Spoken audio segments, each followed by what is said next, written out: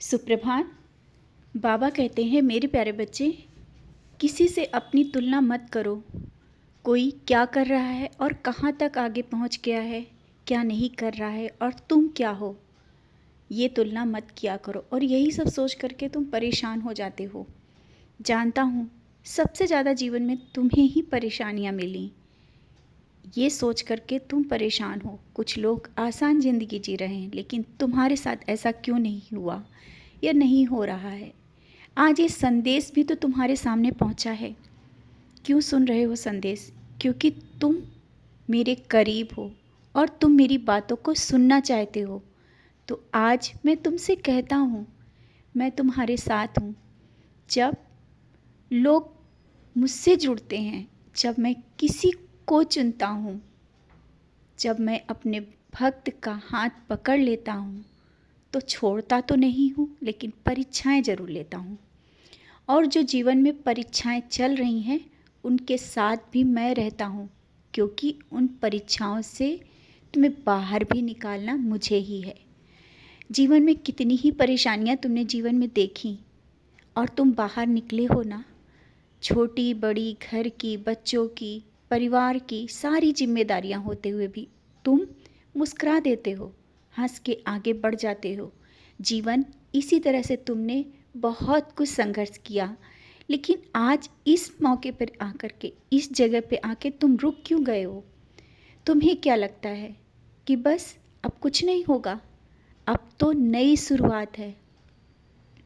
तुम्हारे जीवन में जब बहुत बड़ा बदलाव आता है ना, तो परेशानी भी उतनी ही बड़ी दिखने लगती है। जो कि तुम्हें लग रहा है ना कि ये परेशानी तुम्हारे जीवन से कब जाएगी, आई है तो जाएगी भी या नहीं, सब जाएगी। जब बड़ी बड़ी परेशानियां तुम्हारे जीवन से चली गई, तो ये क्या है, सब कुछ अच्छा होगा।